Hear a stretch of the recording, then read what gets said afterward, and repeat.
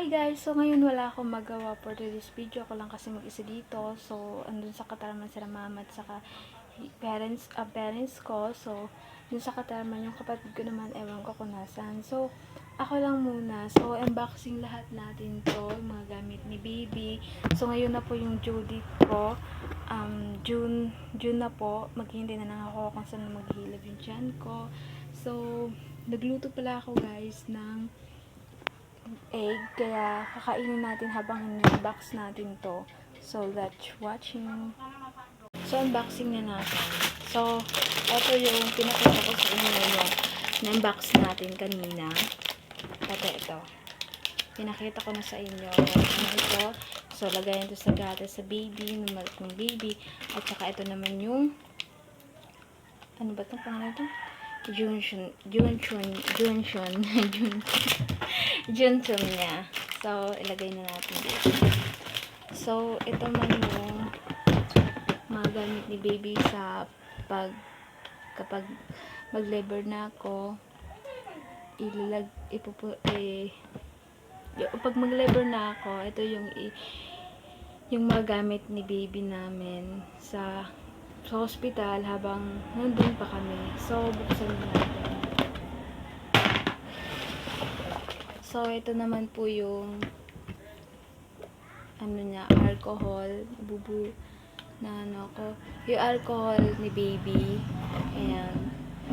So, ito yung face mask bago kami pumunta dun sa hospital. Kailangan nakamask kami.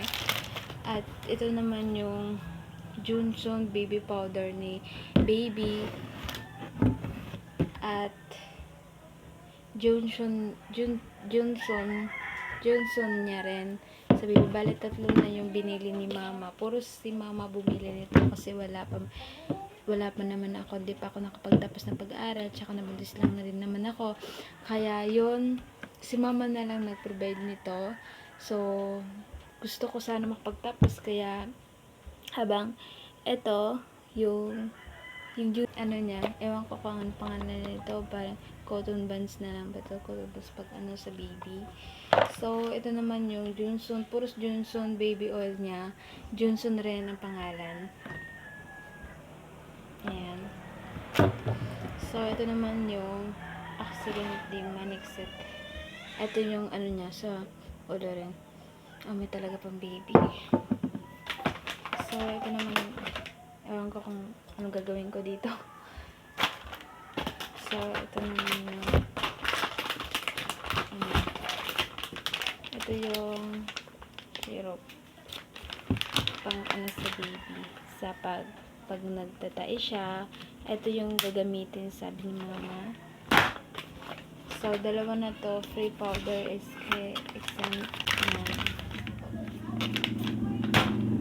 Tapos ito naman daw yung diaper ni baby sa pag lumabas na siya, excited na si ate, si mommy, super excited na. Ito ang laman nito, mga damit ni baby sa kapag ayan ang sinabi ko sa inyo, kapag mag-labor na ako, ito isasama namin, ito yung dadalhin namin sa hospital sa mga gamit ni baby. Pasensya na kayo sa eyes ko kasi kaka-cellphone ko to. Kasi hindi ako nakikinig sa sa parents ko na hindi ako mag-cellphone kasi nga makakasira to sa mata. Yun nga nga. Ayan o. Ito mo naman. So, unboxing na natin. So, ito pa yung diaper. Pampers Aircon Dry Tray Edifed. Tas Frisco and comfortable talaga yung baby. Ayun ano ko.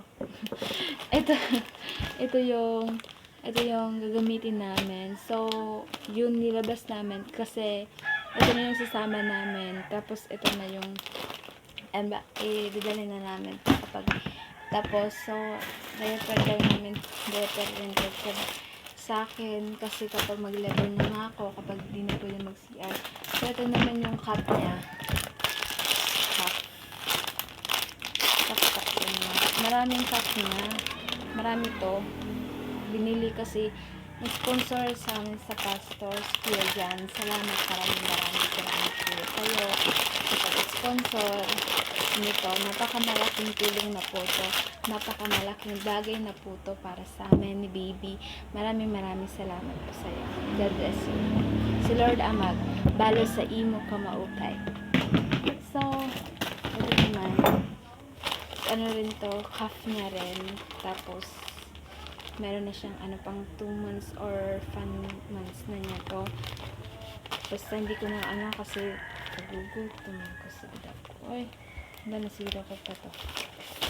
So, ito yung niya. Ayan, cute baby. Super excited na kami sa paglabas mo, baby. Ayan, sana boy. Sa pag-ultrasound kasi namin, guys. Sa pag-ultrasound namin, January 27, 2024, at 2025 na yun. Pag pa-ultrasound namin, sabi girl daw yung baby ko. And then, di pa sure, hindi pa 100% dahil 4 months pa lang yun, di pa makikita yung gender niya.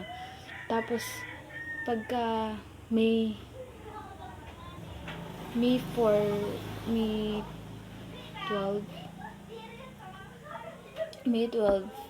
hindi pa 100%, 8 months yung baby ko. Hindi pa 100% dahil nakakulog daw yung baby ko. Kaya hindi nakita yung gender niya. Kaya